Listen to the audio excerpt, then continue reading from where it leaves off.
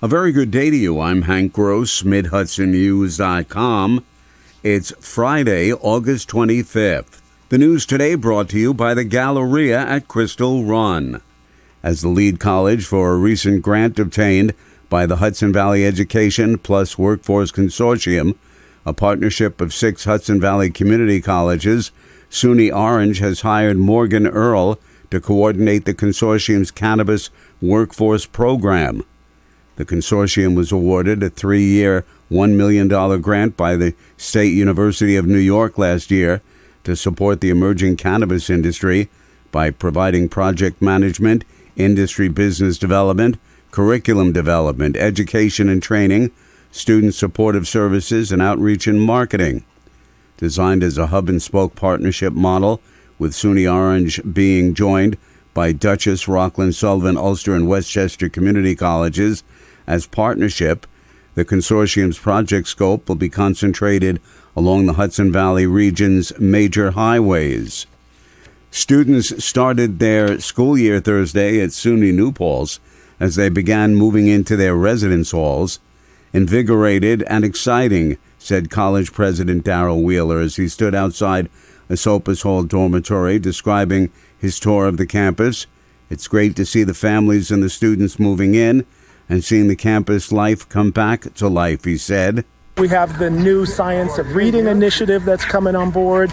We've got over 1,100 brand new colleagues joining us. That's the newest thing. Right. First-year students and their families who become part of our network.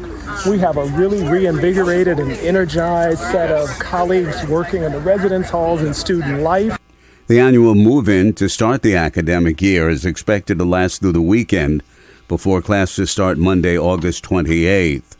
The Orange County Legislature is prepared to move forward with the purchase of a 10-mile unused 101-acre section of the former Erie Railroad right-of-way to develop the Scunnamunk Rail Trail through the towns of Cornwall, Blooming Grove, and Chester, and the village of Washingtonville. County Legislator Kathy Stadega, who represents a portion of the area, says the project is a long time in coming.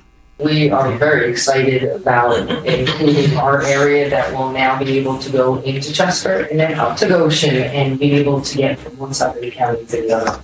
The land will be purchased from the Open Space Land Trust at a total cost of over $2.3 million, most of which will be covered by the Federal Transit Administration and the state with a local match of $236,250. More news right after this. Find over 100 retailers allowing you to spend hours shopping safely at the Galleria at Crystal Run. Enjoy the big brands and the diverse selection of family-owned stores all in one location. The Galleria at Crystal Run offers dining options for everyone with Fuji 110 Grill, Allen's Mediterranean Grill, and Peru Cuisine. Discover the Mid-Hudson Valley's premier shopping, dining, and entertainment destination, the Galleria at Crystal Run. For more information, follow us on Instagram, Facebook, or visit GalleriaCrystalRun.com. Central Hudson Gas and Electric weeks ago unveiled its proposed rate hike requests that, if approved, would take effect June 2024, but there's already opposition mounting. State Assemblywoman Sarah Hannah Shretha will be holding 7 town hall sessions across her district on the topic of energy democracy. Former State Senator Sue Serino, a Republican who's running for Dutchess Executive, is calling on Central Hudson and the PSC to hold an in-person listening tour to address concerns about the proposed rate increases. Central Hudson's Joe Jenkins says the proposed rate plan is the start of an 11-month process that requires approval by the PSC and includes extensive review by both the regulators and other interested stakeholders.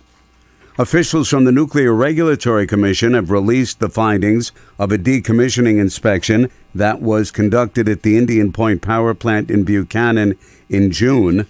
The NRC is responsible for overseeing the safe decommissioning of shutdown of nuclear reactors, such as the ones at Indian Point. The inspection cited Holtec, the company conducting the decommissioning of the plant, with 2 minor violations of NRC requirements. The violations cited in the report were described as with no or relatively inappreciable safety consequence, and identified them as being as very low safety significance. Regulators will continue to monitor Holtec during the decommissioning process, which is expected to take more than a decade and cost in excess of $2 billion. A 32-year-old Kingston man pled guilty in Ulster County Court to manslaughter for the 2021 shooting death of a 39-year-old Ellenville man. The plea by Dominic Domo King was in connection with the killing of Gerald Keith Richardson on Burham Road in the village of Ellenville on June 29, 2021.